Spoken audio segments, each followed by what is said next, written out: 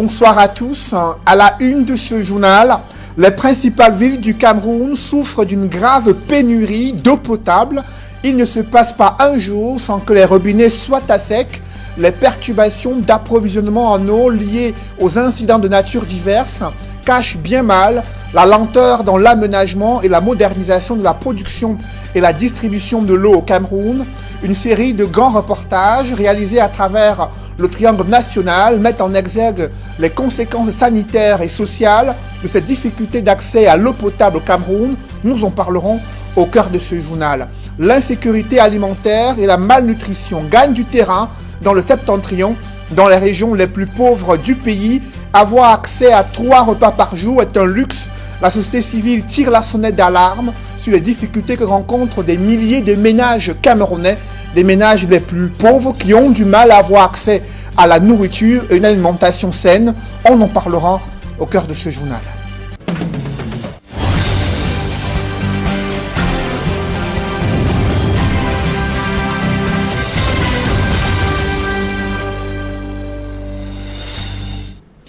Merci de suivre cette édition complète de l'information sur Equinox Télévision.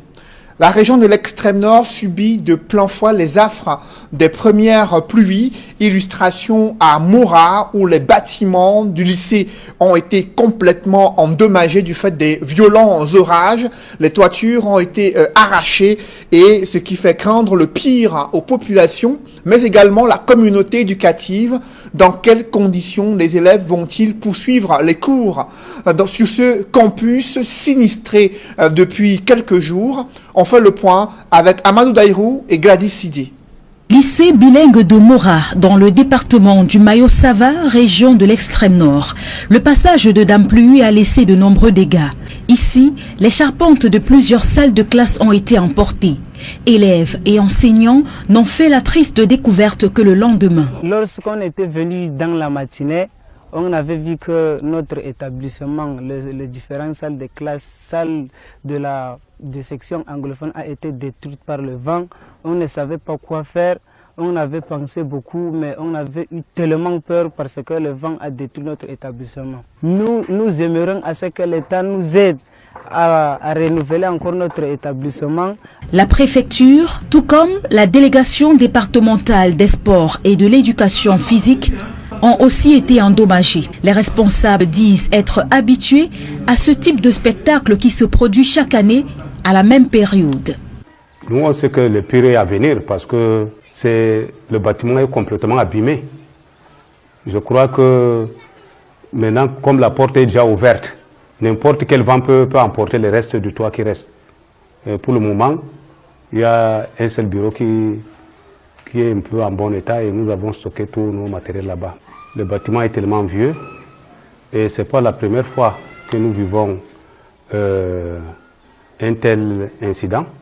C'est chaque année et on essaie de colmater, mais maintenant c'est le prix qui est arrivé parce que à l'heure où nous sommes, le délégué n'a plus de bureau et le chef de service des affaires générales aussi la salle de réunion est aussi touchée.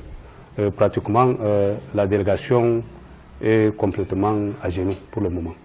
Les pluies commencent à peine. Pourtant, à Marois, l'on craint le pire. Quant aux dégâts qui pourraient être enregistrés cette année, les autorités sont interpellées dans une région qui est aussi en proie à de graves inondations en saison pluvieuse. Un homme d'affaires victime d'un kidnapping dans le département du Nyong-Ekele.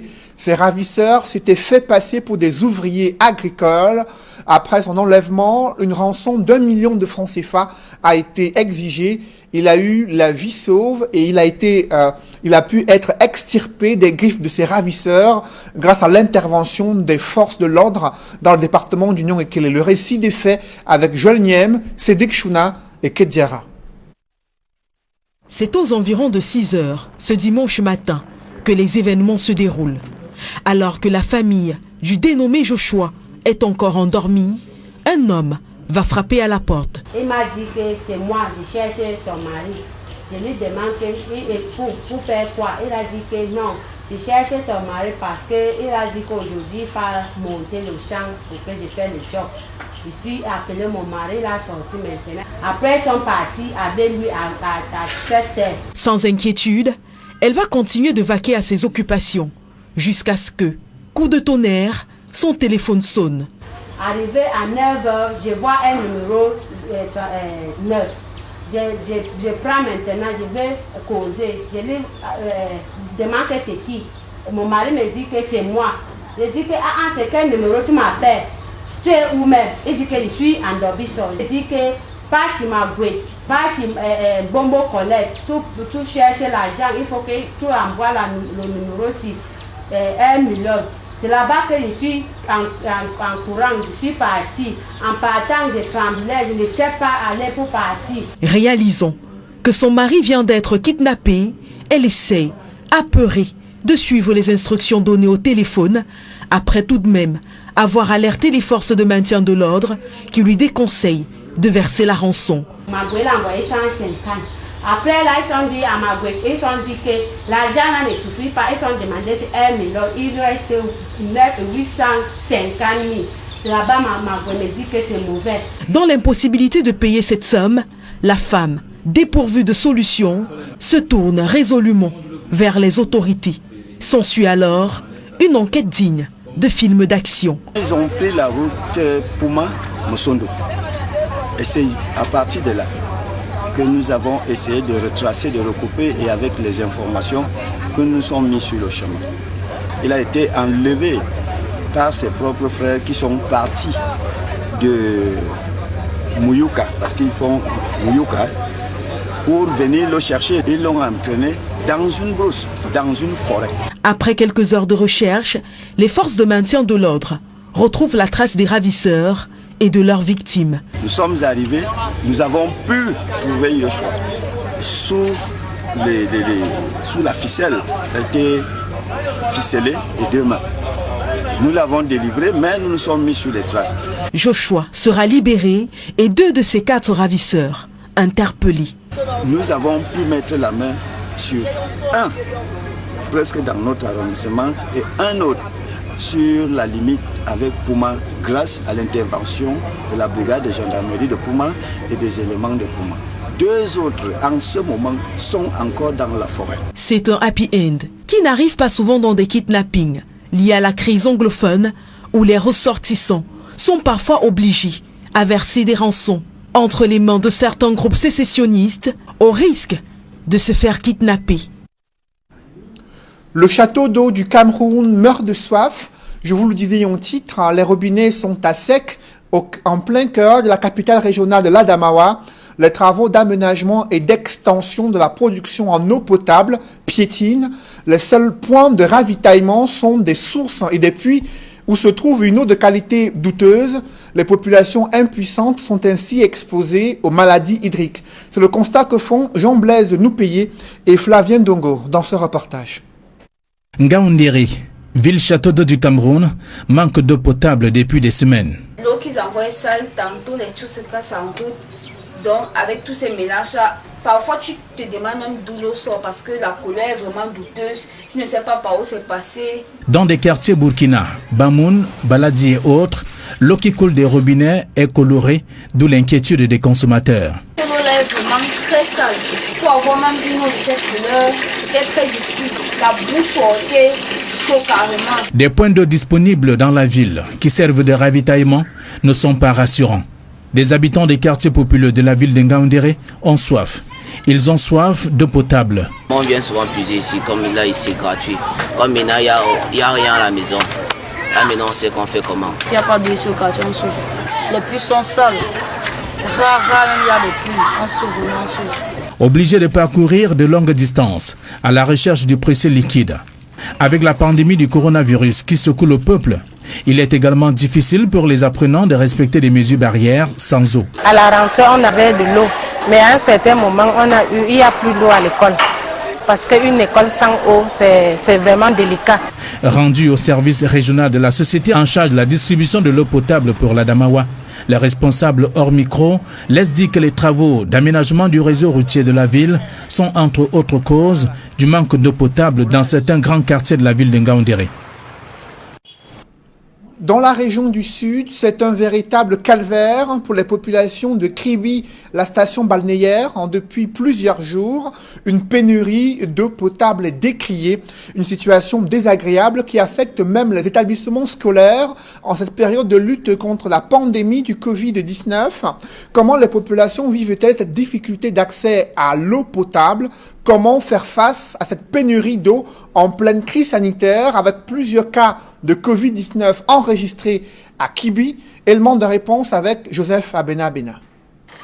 C'est une véritable lutte pour la survie que les populations se livrent ici, dans la cité balnéaire de Kribi. Les robinets sont à sec, aussi bien dans les ménages que dans les établissements scolaires. Depuis qu'on a commencé, on a quelques problèmes parce que nous ne recevons pas de l'eau, c'est coupé ou on ne sait pas ce qui se passe. Mais à ce moment-là, pour ravitailler les seaux de lavage de main, nous sommes obligés de recourir aux puits environnants qui ne sont pas du tout salubres, alors que le lavage de main signifie vraiment les rendre propres. C'est dans ce caniveau, en plein centre urbain, que les populations trouvent un espoir de survie. Moi, seul on a Boamanga pour venir puiser l'eau ici, là, c'est chaud, c'est grave. Regardez, dans les bidons, puiser l'eau avec. Pas la première fois, c'est comme ça que nous on supporte. À Kribi, il n'y a pas l'eau de la SINEC. Depuis qu'on a installé l'eau, on n'a jamais mis l'eau à la portée de la population.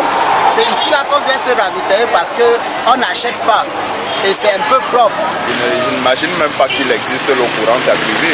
Parce que depuis que je suis ici à Kribi, on se bat avec les forages, on se bat avec... partout où je suis allé, partout où j'ai loué, je vois des puits d'eau. Je vois beaucoup plus les puits d'eau, presque pas rencontrer vraiment l'eau courante au sens propre du terme. Cette eau de ruissellement se trouve être de qualité douteuse. À un jet de pierre d'ici, en amont, se trouve la morgue de l'hôpital de district et d'autres services qui libèrent des déchets. Mais les populations n'ont pas de choix. Non, on ne sait pas si c'est une bonne qualité, mais on puisse aussi parce que ça sort du sol. Parce que même l'ancienne eau de la SONEL, de la SINEC, quand on puise ça, c'est jaune, c'est sale. Donc on préfère venir ici parce que c'est un peu propre. Et on n'achète pas. Donc là, il faut comme ça, l'État va comprendre qu'il nous faut l'eau. Parce qu'il n'y a pas de différence entre l'eau-ci et l'eau du robinet que Kamwata nous donne. Je ne peux que vous dire que l'eau de Kamwata est jaune. Parfois, il y a les gendarmes dedans. Donc si on lave même le cadavre avec l'eau-ci, il n'y a pas de différence. La ville balnéaire de Kribi, bien qu'entourée d'eau, a bel et bien soif. Une situation alarmante en cette période de lutte contre le Covid-19. Déjà cette critique avec des registrés. En plus d'avoir soif, les Camerounais sont confrontés à une certaine insécurité alimentaire et une malnutrition.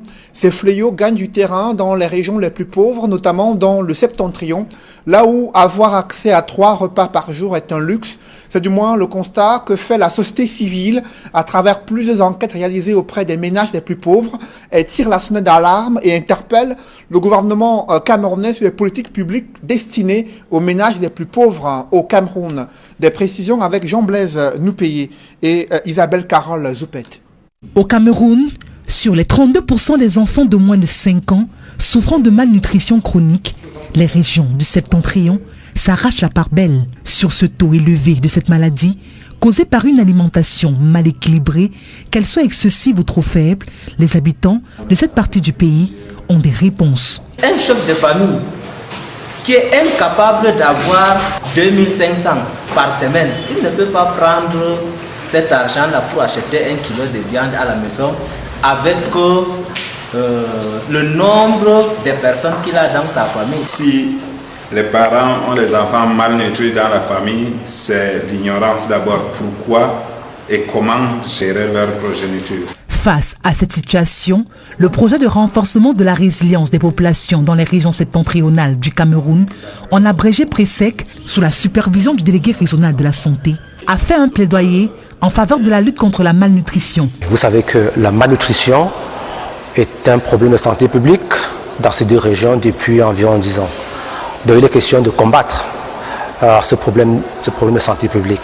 C'est pour cette raison que nous voulons qu'ensemble avec les maires, la malnutrition soit éradiquée. Les participants à cet atelier pour le recul de la malnutrition dans la Damawa et le Nord expriment toute leur satisfaction. Cet atelier vient vraiment à point nommé parce que nous sommes édifiés par rapport à la nutrition. Dans tous ces 2 jours, on a été vraiment galvanisés, formés. Nous devons rentrer dans nos arrondissements respectifs et mettre en pratique ce qu'on a appris ici durant ces 2 jours. Cette rencontre s'est achevée avec l'adoption de 6 résolutions, parmi lesquelles celle d'allouer 1% du budget de chaque commune à l'amélioration de la nutrition de la mère et de l'enfant, avec un accent fort sur les 1000 premiers jours de vie. Dans l'actualité, de nouveaux membres titulaires font leur entrée au sein du Conseil supérieur de la magistrature. Selon un décret présidentiel, il s'agit d'Ali Mahmouda, Essomba Mbengono Angelbert Albert, Sopo Touté Marlise. Ce sont des députés, personnalités désignées par l'Assemblée nationale. 3 autres personnalités sont maintenues au sein du Conseil supérieur de la magistrature. Ils étaient déjà désignés par la Cour suprême. Ces membres du Conseil supérieur de la magistrature sont Mekulu Christelle, épouse Ngoti, Fofun Nabon, épouse Waka, et Manga Mukuri Isaac. La personnalité désignée par le président de la République, qui est également maintenue, est Ekono Na Albert. Ces 3 femmes et 4 hommes sont les 7 membres titulaires du Conseil supérieur de la magistrature, nommés pour un mandat de 5 ans. Et dans la perspective de la convocation d'une session du Conseil supérieur de la magistrature, un nouveau secrétaire a été nommé.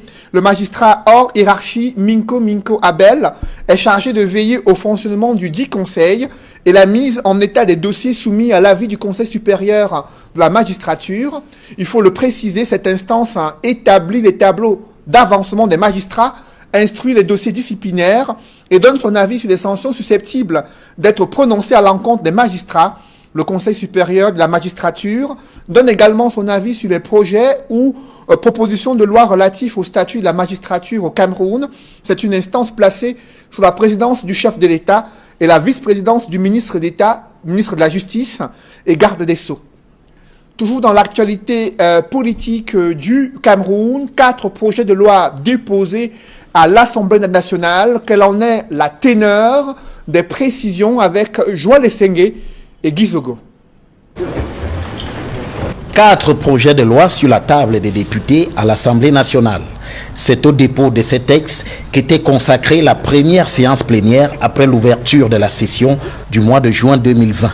Il s'agit dans le détail du projet de loi autorisant le président de la République à procéder à l'adhésion du Cameroun à l'accord sur la conservation des gorilles et de leurs habitats adopté depuis 2007 à Paris, du projet de loi visant à ratifier le protocole pour l'élimination du commerce illicite des produits du tabac, de celui régissant l'activité statistique au Cameroun et enfin du projet de loi portant sur la ratification du statut de l'Organisation pour le développement de la femme dans les États membres de l'Organisation de la Conférence islamique OCI. Cette première salve des projets de loi du gouvernement pour la session de juin en cours n'a rien prévu pour le code de la famille ou encore l'introduction de la double nationalité, des sujets en attente depuis longtemps. À la veille de son inauguration, le nouvel immeuble siège de la mairie de Monatélé a reçu une visite inattendue des flammes. Un gigantesque incendie a consumé un pan de l'hôtel de ville. Des pertes sont chiffrées à des millions de francs CFA. Dans cette localité située dans le département de la Léké, certains soupçonnent un acte criminel, mais le chef de l'exécutif municipal, plus prudent, s'en remet aux enquêtes ouvertes pour élucider les causes réelles de l'incendie. Charles Melingui et Marcelin Gansop. Plus de 24 heures après le passage des flammes, le maire de Monatélé dresse le lourd bilan. Le bâtiment qui a brûlé, c'est la salle des actes. Et à l'intérieur de cette salle des actes, on avait entreposé des équipements qui devaient permettre au personnel de la commune, une fois les travaux achevés, de travailler dans les meilleures conditions. Il y avait là les tables pour bureau, les fauteuils, les chaises, les classeurs pour rangement, les moquettes, les ordinateurs, les imprimantes, les photocopieurs, les onduleurs. J'en passe tout le nécessaire pour que le personnel de la mairie se sente mieux dans le cadre de l'exercice de son travail. On pourrait évaluer ce matériel-là, seulement le matériel parti en fumée à hauteur de 80 millions à peu près. Pour le bâtiment, nous sommes en train d'évaluer sur les questions qu'on voit dans quelle mesure de reprendre. C'est tout un pan de l'immeuble nouvellement construit qui a été rasé par les flammes. Et ce, à quelques jours de la réception des travaux. Voilà qui en rajoute aux commentaires qui ne cessent d'enfler sur les causes réelles de cet incendie ravageur. Le chef de l'exécutif municipal de Monatélé joue la carte de la prudence en se remettant aux conclusions de l'enquête qui a été ouverte. Il y a le procureur de la République près des tribunaux d'instance de l'ADECI qui était là hier, le préfet était là, le sous-préfet était là, le commissaire de sécurité publique était là, le commandant de compagnie, le commandant de brigade. Les enquêtes sont en cours et vont certainement nous dire dans les jours à venir ce qu'il en est exactement de cet incident très très malheureux. On ne saurait à l'étape actuelle dire que c'est une main criminelle ou pas. Nous, au niveau de la commune de Monatélé, nous avons rédigé une plainte contre inconnu. Et nous avons fait notre constat. Pendant ce temps, d'aucuns voient derrière cet incendie une main criminelle, laquelle a voulu faire disparaître les traces de la gestion de l'exécutif sortant. Le séjour d'une mission du contrôle supérieur de l'État au sein de cette institution conforterait alors la thèse d'un coup savamment orchestré. Ce d'autant que l'ancienne mairie avait déjà pratiquement déménagé pour le nouveau site et n'attendait plus que la réception des travaux, suivie de l'inauguration officielle. Pendant que les langues se délient et que la mairie pleure les documents et autres équipements partis en fumée, certains remettent sur la table l'importance, voire l'urgence de la numérisation des archives pour éviter à l'avenir la perte irréparable des documents administratifs. C'est Monatélé aujourd'hui, ça pourra être une autre mairie demain.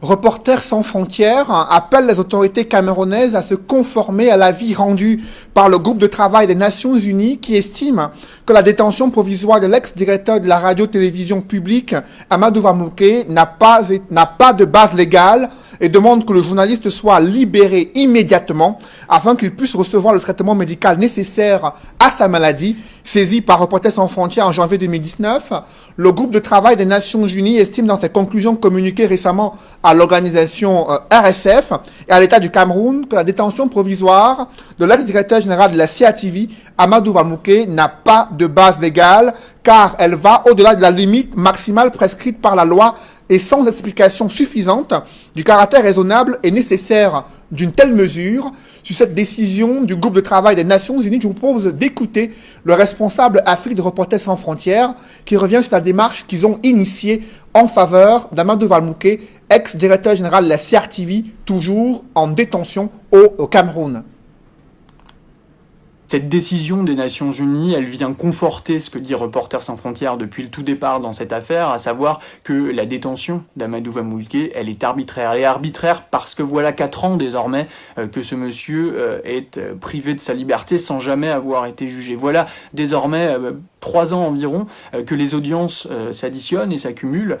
Nous en sommes à plus d'une trentaine, rendez-vous compte, sans que l'accusation n'ait à la moindre occasion prouvé la pertinence de son action et prouvé, je dirais, par des faits, les accusations qu'elle porte contre ce journaliste. Donc il est urgent, parce que le droit n'a pas été dit, qu'Amadou Van-Moulke puisse être libéré. Et puis il y a une dimension humanitaire dans ce dossier, il y a une dimension, je dirais même, de dignité humaine, tout simplement. Amadou Van-Moulke a 70 ans, c'est un journaliste malade, c'est établi par 2 neurologues de renom, et c'est un journaliste qui est aujourd'hui incarcéré dans une maison d'arrêt où plusieurs cas de coronavirus ont été identifiés.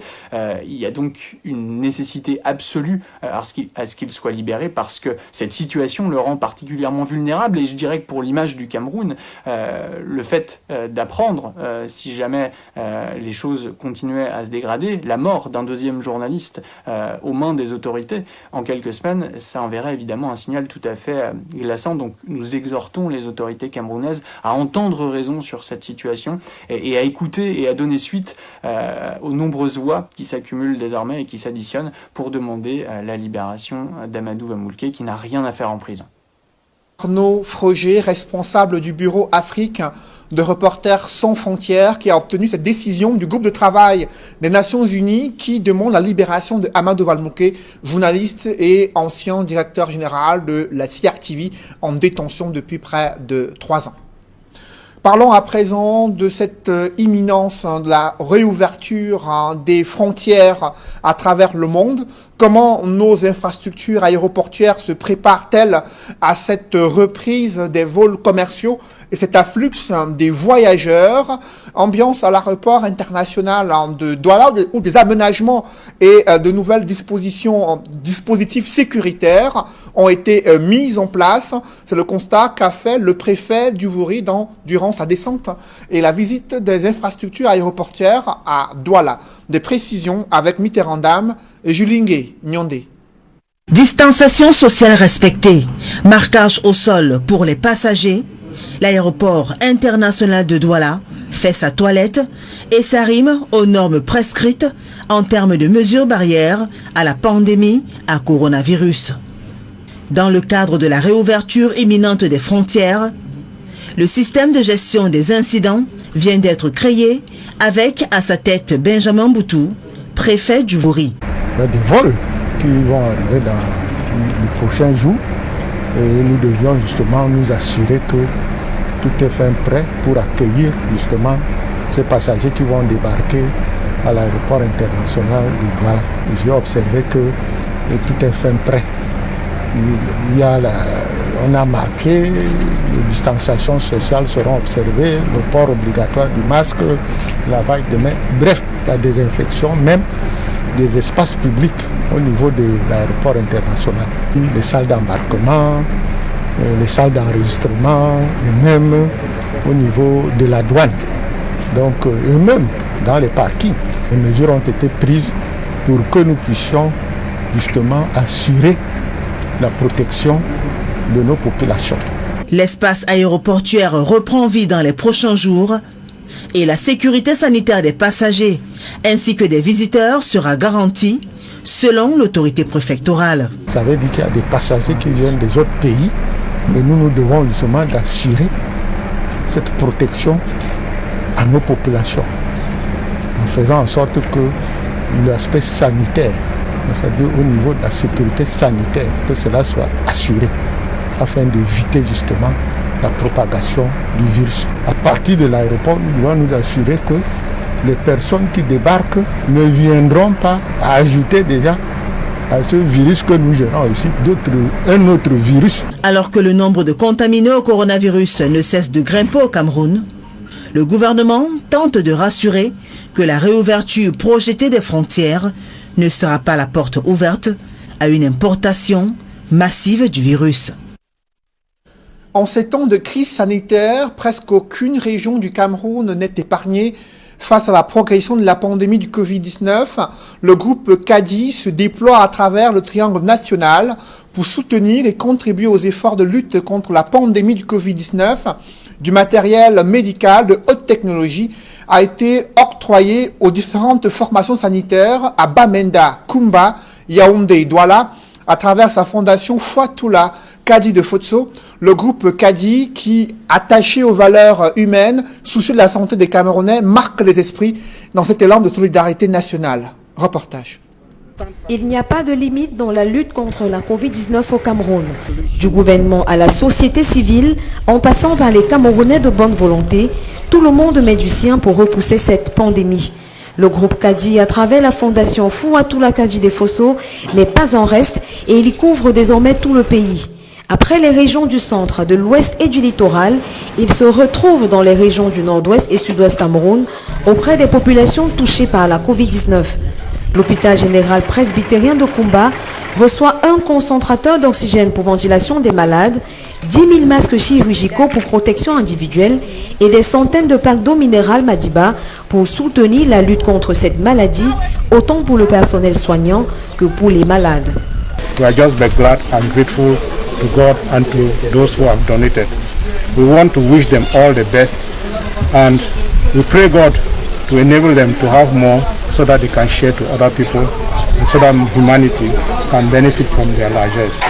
L'hôpital régional de Bamenda reçoit des représentants de la fondation, un respirateur artificiel S1100 pour salle de réanimation, 10 000 masques chirurgicaux, 1000 tests de dépistage rapide et une centaine de packs d'eau de la marque Madiba, produite par l'Union camerounaise de brasserie. I think we are very happy at this moment when we are really deep in the response to COVID-19 pandemic. All I want to tell the management, we are very happy and we will remain really indebted to them. And of course, this goes to the population. I think this is for the entire population of the Northwest region. This machine will go a long way to see that we give quality health care to our patients. Dans la même lancée, l'hôpital Akintini de Douala reçoit un deuxième respirateur S1100 et 10 000 masques chirurgicaux pour renforcer son système d'accueil et de prise en charge des malades.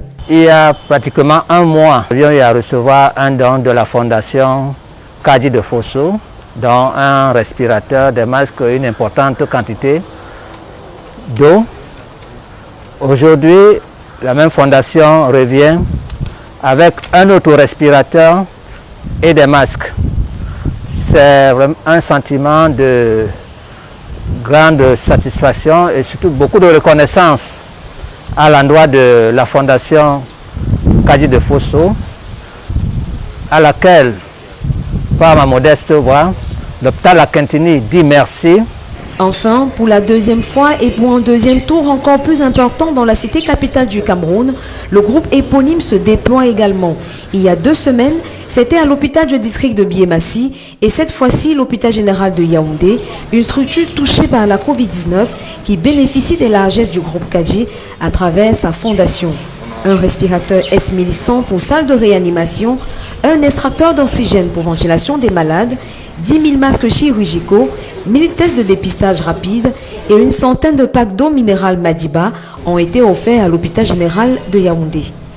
Vraiment un coup de chapeau au groupe Kadi, ce respirateur qui va vraiment nous aider avec ce don en masque et en test. Ça va faciliter le diagnostic rapide. Le général est très sensible au geste de ce jour. C'est un geste qui va soulager non seulement nos patients, mais également le personnel.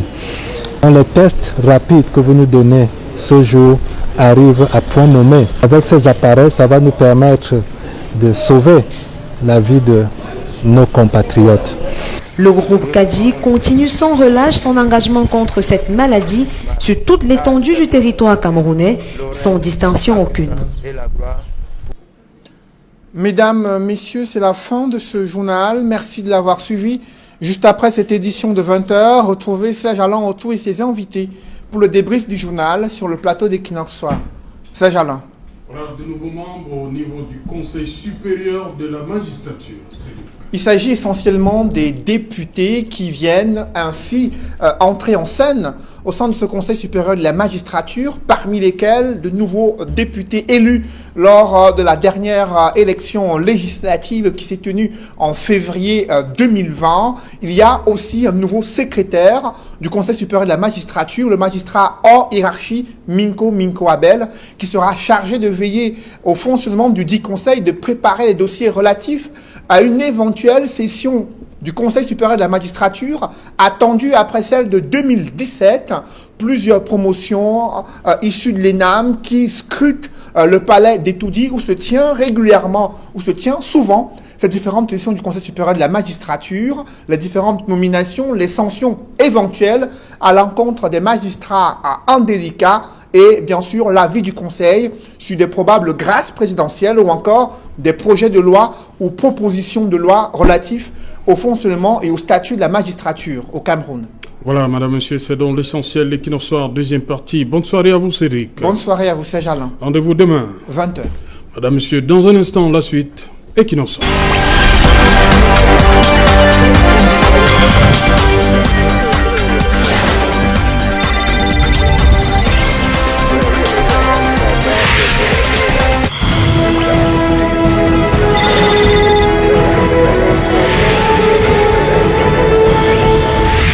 Retour sur le plateau Equinoxoir, deuxième partie réservée au débrief du journal. Madame, monsieur, nous sommes toujours en compagnie de nos invités à Yaoundé, Fleur Mboussi, du Mouvement pour la Renaissance du Cameroun, Samuel Ngamo, enseignant du SVT, inspecteur pédagogique à la retraite, également Raoul Lemopi, enseignant de philosophie syndicaliste, ancien au lycée de Nilon, Brazzaville, et sur ce plateau avec moi, à Douala, à ma droite, maître Achille Ledjo, du Social Democratic Front, en face de lui, docteur Patrick Rifoué. Docteur Patrick Rifoué, vous permettez, madame, monsieur, on va porter cette précision qui nous vient de l'université de Yaoundé 2, madame, monsieur. Bonsoir.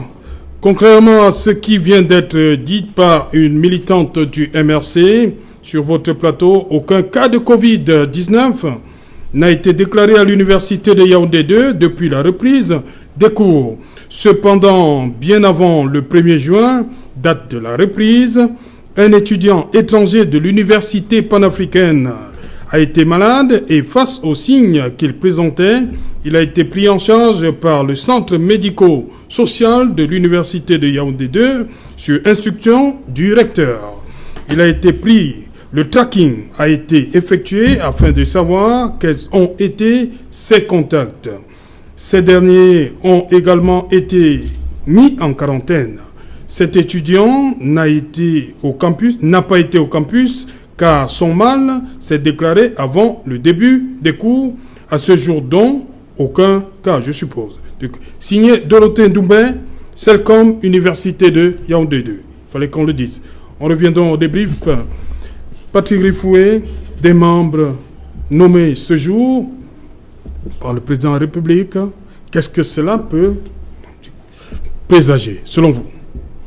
Bon, je commencerai par saluer la nomination de deux camarades, les honorables Marlis Tout et l'honorable Essomba Bengono, qui est un communicant du Lion, et je me félicite. Ils sont récompensés, c'est ça? C'est ce que vous voulez nous dire? Je me félicite de sa nomination parce que les communicants du Lion, nous sommes des petits soldats au service du parti. Comment ça les récompenser? C'est ce que vous voulez dire? Je ne sais pas si c'est une récompense, mais ce que je sais, c'est que l'honorable Essomba Bengono est un monsieur compétent, et je ne doute pas qu'il sera à la hauteur des tâches qui l'attendent au sein du Conseil supérieur de magistrature. Maintenant, effectivement, il y a eu un rajeunissement du Conseil. Je pense que le précédent secrétaire qui avait été nommé au Conseil constitutionnel a été remplacé, donc il y aura probablement... Vous parlez de rajeunissement? On dit Albert Ekonona. Vous connaissez qui est Albert Ekonona? Oui, c'est un ancien gouverneur. Voilà. Oui, mais vous parlez de rajeunissement? Rajeunissement, Malis, tout, honorable Renouvellement ou bien rajeunissement? Oui, rajeunissement aussi. Les deux honorables, plus la députée du PCRN, Roland Goissi, qui me semble à moins de 50 ans. Donc, effectivement, de mon point de vue, il y a un renouvellement, mais c'est aussi un rajeunissement. Donc, on attend qu'il se mette au travail puisqu'il y a un certain nombre de cuvées, je pense que vous l'avez indiqué ici, qui attendent des affectations. Nos tribunaux souffrent souvent d'engorgement de dossiers. Je pense que ça fera du bien aux tribunaux d'avoir de jeunes magistrats qui arrivent, qui veulent montrer qu'ils ont des compétences. Et lorsque Equinox a posé ce problème il y a quelques jours, il ne me semble pas que ça ait gêné le RDPC. C'est une question qui se posait.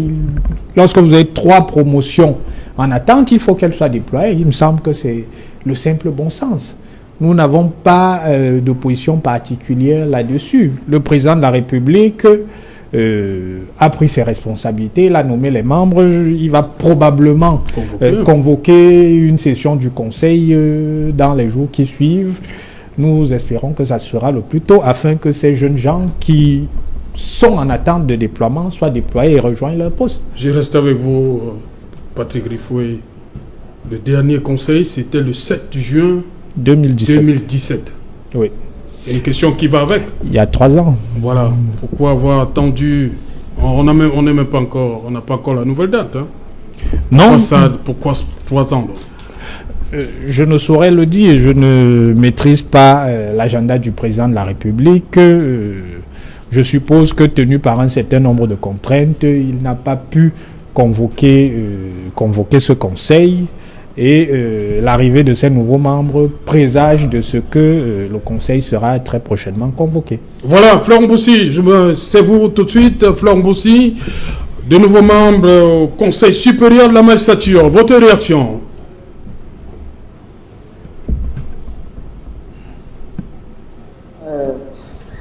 Que dire? Moi, franchement, je crois que la situation du pays est assez grave pour qu'on se préoccupe de simples nominations. Néanmoins, j'aimerais juste souhaiter un très bon appétit aux personnes nouvellement nommées. C'est tout ce que je peux dire. Raoul Mopi, d'autres sentiments. Il a remercié ses camarades qui viennent d'être nommés. C'est ça? Je dis, Patrick Rifoué a remercié ses camarades qui sont nommés comme ça au Conseil supérieur. La magistrature.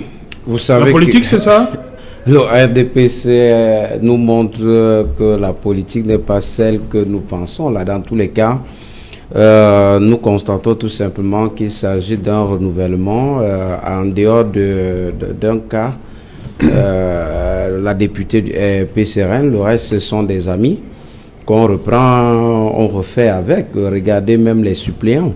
Je veux dire, bref, dans tous les cas, s'il faut rester serein véritablement, je dirais que je profite de là pour passer juste mes félicitations au secrétaire du conseil, de ce conseil-là qui fut l'un des grands PCA ici dans le littoral. Je lui souhaite bon vent, mais seulement... Albert Konona? Non, je parle c'est-à-dire Minko Abel, monsieur Minko Abel.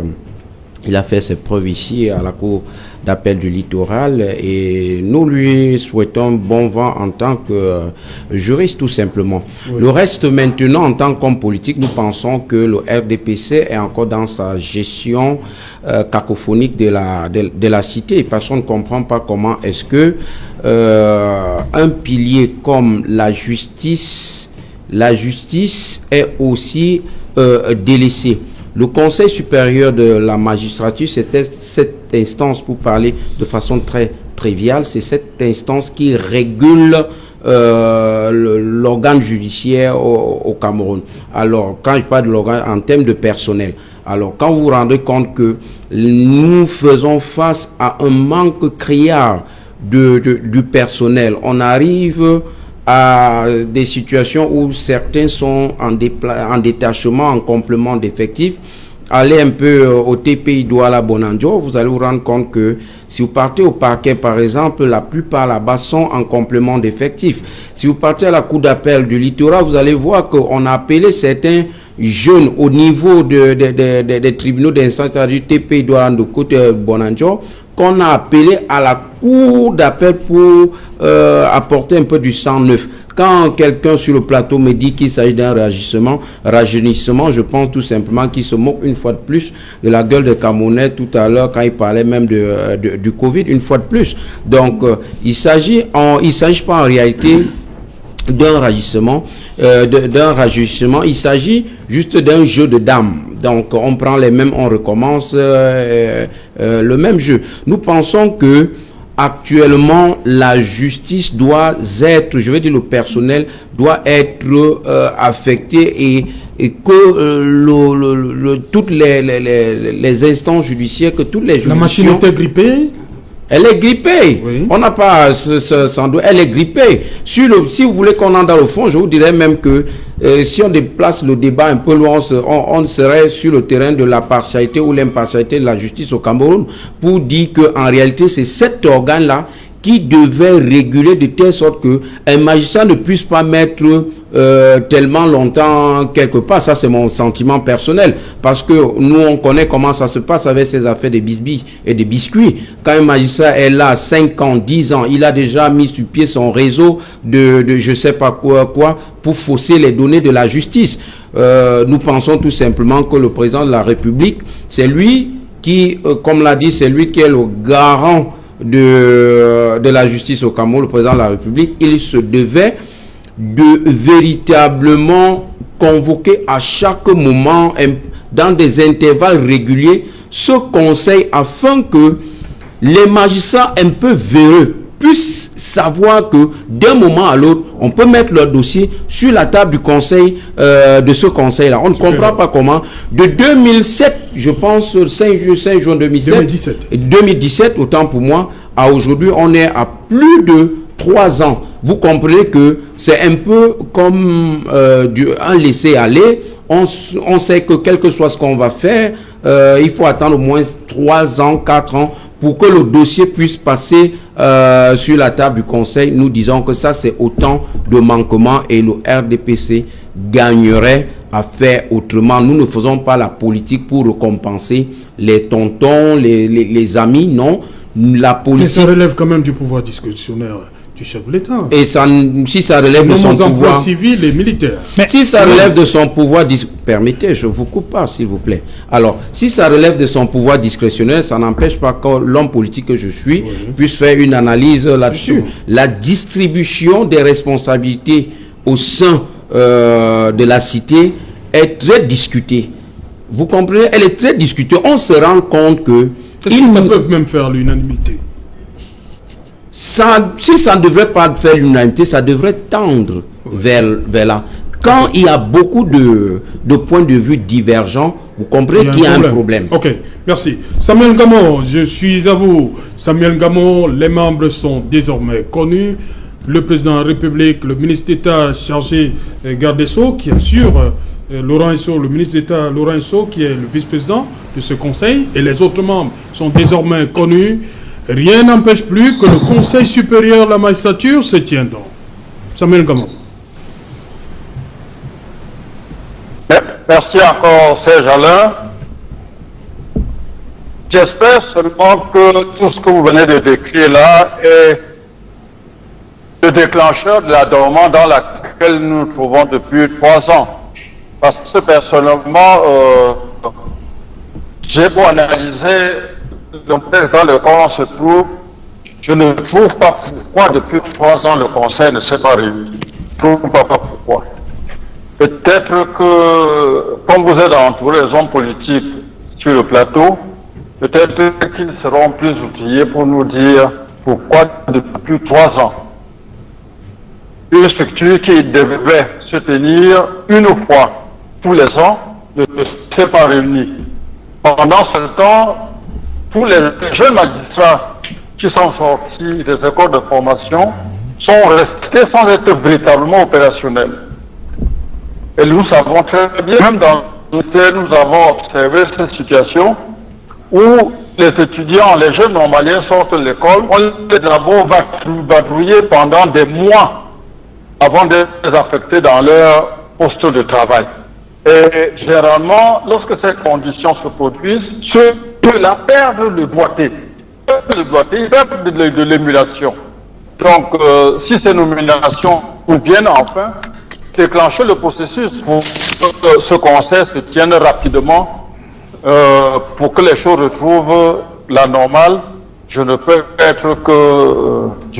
que dire que c'est bien, que c'est déjà bien, mais vraiment nous nous interrogeons. Il y a beaucoup de questions qu'on se pose pour savoir comment pendant 3 ans un conseil supérieur de la magistrature ne puisse pas se tenir. Voilà, je reste à Yaoundé. Non, on revient à Douala. Raoul Mopi, vous, est-ce que vous avez est-ce que vous comprenez pourquoi depuis 3 ans le Conseil ne s'est pas tenu et pourquoi ce n'est qu'aujourd'hui que les membres sont nommés?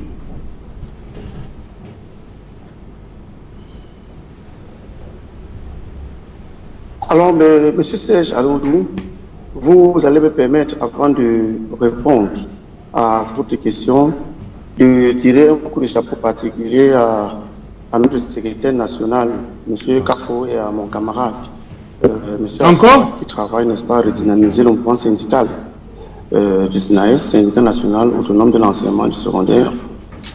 Je voudrais dire, si vous allez aussi me permettre, que l'État du Cameroun a mis à la disposition des chefs d'établissement la somme de 6,5 milliards de francs CFA pour l'épuration des subventions des années 2018 et 2019. Il faut donc déjà que ces chefs d'établissement qui n'ont pas trouvé nécessaire, n'est-ce pas, payer les salaires, et pas les chefs d'établissement privés qui n'ont pas trouvé nécessaire de payer les salaires des mois de mars, avril, mai aux enseignants, sachent que le viseur est là et on les observe, on les a droit à la culotte. Merci. Si vous pouvez répondre, oui, allez-y. Par rapport à la question que vous posez, je voudrais m'aligner, outre mesure, derrière la remarque qu'a faite Madame Boussi du MRC, voulu leur dire, j'aurais bien voulu lui dire, celui qu'on vient de nommer, bon appétit et bonne fête, parce que justement ces nominations impliquent nécessairement les grandes envolées éthyliques et alimentaires, parce que n'oubliez pas que nous sommes dans un état de gesto, festif, où la moindre nomination, n'est-ce pas, engage, n'est-ce pas, les beuveries à grande gorgée de vin rouge et à grand coup de morceaux de viande, de bœuf et de vache. Alors, je voudrais être un peu rapide pour dire simplement que j'ai ma manière de comprendre ce problème et je me dis, vous allez me permettre, c'est aussi mon point de vue, qu'on ne peut pas aujourd'hui interpréter un acte administratif indépendamment d'une logique de fin de règne. Et c'est de ça qu'il est question. Le temps peut-être ne nous permet pas que je m'étende sur la question. D'autres plateaux me permettront de dire des choses là-dessus. Pour simplement faire remarquer que je comprends difficilement dans une république démocratique que ce soit le chef de l'État qui continue, n'est-ce pas, à présider ou décider, n'est-ce pas, du Conseil supérieur de la magistrature. Pour moi, si on parle, n'est-ce pas, de l'indépendance, n'est-ce pas, des pouvoirs, il est très malaisé de débattre de ces questions. Je suis outré, parce que je suis enseignant de philosophie, j'enseigne cela tous les jours aux élèves dans les salles de classe. Je suis outré de constater que le panéliste du RDPC sur le plateau essaie de ramener la nomination de ce Camerounais à une sorte de récompense politique. Un peu comme s'il remettait en question la compétence intrinsèque de l'individu à assumer les charges pour lesquelles il vient d'être défini.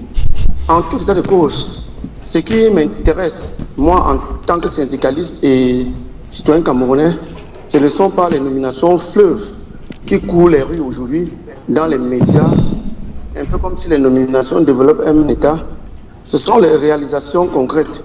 J'ai de la peine à saisir, n'est-ce pas, l'implémentation ou l'influence de ces nominations en vague, ou bien ce chapelet de nominations dans la transformation du quotidien des individus. Chapeau, si on peut comprendre que l'argent du contribuable, c'est-à-dire nos impôts, servent à récompenser des gens qui, depuis beaucoup d'années, ont travaillé à plonger le Cameroun dans la situation dans laquelle on se trouve. Et en plus de cela, aujourd'hui, une nomination des individus sur la simple base du militantisme politicien et politicard doit remettre en question, n'est-ce pas, la question de la perspective de développement pour un parti qui a une vision. Donc, les principes fondateurs semblent aujourd'hui remis en question. Donc, Serge Alon-Otou, mon point de vue est que cette nomination me choque si c'est le chef de l'État qui doit continuer à présider à tout et si les nominations ne vont pas permettre d'influencer significativement le quotidien des Camerounais. Je veux rappeler en passant que jusqu'au jour d'aujourd'hui, on continue d'attendre que ceux qui dirigent le Cameroun signent le décret d'application, n'est-ce pas, du statut particulier des enseignants, ce qu'on n'a jamais vu, et que les dépenses de prestige soient comme une tradition, comme une sorte d'ADN de la manière de faire. Merci. Je voudrais, et pour finir, oui, rapidement. Je ne m'avais jamais refusé. Je voudrais, n'est-ce pas, pour finir, interpeller tous les collègues enseignants de se mobiliser et de se syndiquer parce que personne ne pourra défendre vos intérêts à votre place. Ceux qui sont en face, n'est-ce pas, instrumentalisent les mouvements syndicaux. Ceux qui sont en face travaillent seulement. Merci, le message est passé. Vous demandez à vos camarades d'être syndiqués. Voilà, on va terminer avec Fleur Mboussi. Fleur Mboussi, la même question, je vais revenir à vous. Je vous la pose également, Fleur Mboussi. Est-ce qu'aujourd'hui, rien n'empêche plus que le Conseil supérieur de la magistrature se réunisse? Les membres sont connus. 3 ans après. Serge Alain, je vois que vous insistez avec cette question. Oui. Comme je vous le disais, je refuse de m'intéresser à cette question pour la simple et bonne raison qu'on traverse une période très difficile actuellement et je pense que c'est de la pure distraction pour moi. Et cette question que dans le conseil, je ne sais pas trop, ça fait des années on nomme ce conseil. Bon, vous avez dit ça fait 3 ans on n'a pas nommé, mais ceux qui étaient là auparavant, je n'ai pas vu ce qu'ils ont amélioré. Donc, du coup, je n'ai pas envie de m'appesantir sur cette question lorsque nous sommes en proie à un virus mortel comme la Covid-19 ou encore en proie à une guerre entre frères et sœurs, entre compatriotes du côté des régions anglophones. Vraiment, Serge Alain, vous allez m'excuser. Je trouve que cette question, je vais le dire, comme pour reprendre un chef traditionnel, ça ne m'intéresse pas. Ok, voilà. Patrick Riffoué. Oui. Je vous ai posé cette question au début. Vous avez passé le temps à remercier vos camarades. Qui a nommé vos communicants. Vous avez demandé est-ce que ça ouvre, ça présage quoi? Je n'ai pas éludé votre question et je vais y répondre. Mais avant de répondre à votre question, j'ai entendu un certain nombre de choses. J'aimerais dire à l'intention de M. Lemopi qu'il a l'outrance facile, mais la compréhension difficile. Et ça, c'est un peu dommage pour un enseignant de philosophie, parce que ce qu'on enseigne en philosophie, l'une des branches de la philosophie, c'est la logique. Vous attaquez aussi M. Lemopi. Oui, et je vais expliquer pourquoi. Je vais expliquer pourquoi. Première chose, les personnalités nommées au Conseil supérieur de la magistrature, vous avez des personnalités désignées par l'Assemblée nationale. Donc, elles sont nécessairement des personnalités politiques. Vous avez des personnalités... Attendez, le texte dit exactement ceci. Oui. Le Conseil supérieur de la magistrature suprême est présidé par le président de la République. Oui. Alinéa, c'est l'article 1er. Non, regardez l'acte de nomination. Comment? Non, allez-y. L'acte de nomination. J'arrive au niveau de l'Assemblée nationale. 2. Le ministre chargé de la justice assure la vice-présidence. Oui. 3. Le Conseil supérieur de la magistrature comprend en outre 3 députés désignés par l'Assemblée nationale au scrutin secret et à la majorité des 2/3 des membres la composant. Voilà. Vous avez des membres qui sont désignés par la Cour suprême et ensuite vous avez un membre qui est choisi par le président de la République. C'est lui, Albert Ekonona. Voilà, Albert Ekonona. Oui, permettez que je dise d'abord bonsoir à Sylvestre Hippolyte Zangao. Bonsoir Sylvestre. Au menu ce soir, 100% foot. Bonsoir Serge Alain, au menu de 100% foot ce soir, alors que beaucoup croyaient qu'à cause de la pandémie du coronavirus, la CAF ne tiendrait plus le délai d'organiser la CAN en janvier 2021, mais contre toute attente, la Confédération africaine de football, via son secrétaire général, fait savoir que sa priorité reste l'organisation de la CAN 2021 le jour 10, c'est-à-dire entre janvier et février 2021, même si la Confédération africaine de football n'exclut pas un éventuel report de cette compétition.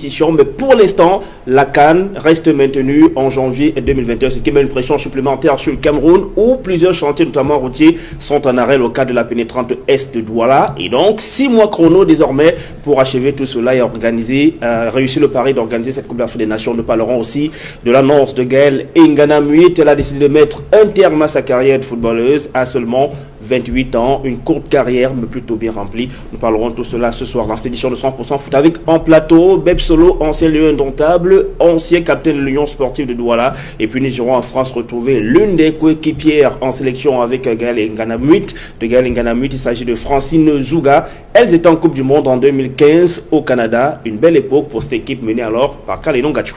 Voilà, ce sera l'essentiel, madame, monsieur, de 100% football. Tout à l'heure, après qu'il en soit, avec Sylvestre Hippolyte Zangao. Rapidement, Patrick Riffet, voilà, et ça c'est la première chose. Toutes les personnalités ne sont pas désignées par le président de la République. Vous avez des personnalités issues d'un vote au sein de l'Assemblée nationale, et puis vous avez des magistrats qui sont désignés par... Le vote a eu lieu quand ? Probablement dans le cours de la session actuelle, puisqu'ils ont été désignés récemment. Deuxième chose, j'ai bien indiqué que le fait que je me réjouisse qu'un communicant du Lion ait été désigné ne préjugeait en rien de sa capacité. Je connais l'honorable Essomba Bengono, qui est une personnalité sérieuse et compétente. Je l'ai indiqué. Donc, il n'y a pas de doute à avoir sur sa compétence parce que je me réjouis. C'est un camarade. Nous assurons le porte-parole du RDPC ensemble. Je dois nécessairement... Non. Je dois nécessairement me réjouir de ce qu'il soit nommé. Maintenant, pour revenir à votre question, effectivement que ce renouvellement du Conseil supérieur de la magistrature présage de ce que dans les prochains jours, voire dans les prochains mois, nous aurons une session qui sera convoquée, ce que vous appeliez d'ailleurs de vos voeux. Ouais. Donc, vous devriez être comme moi satisfait. Ok, merci. Merci, cher monsieur, d'être venu. Merci, Patrick Riffet, docteur Riffet. Merci à vous. C'est nous qui vous disons merci d'avoir permis au SDF de donner sa voix sur le point de l'actualité de l'heure. Voilà, merci à Fleur Mboussi, à Yaoundé. Merci également à Raoul Lemopi. Merci à Samuel Ngamo. Madame, monsieur, nous sommes donc arrivés au terme de cette édition et qu'il en soit la première de la semaine. Bonsoir, Bassamba.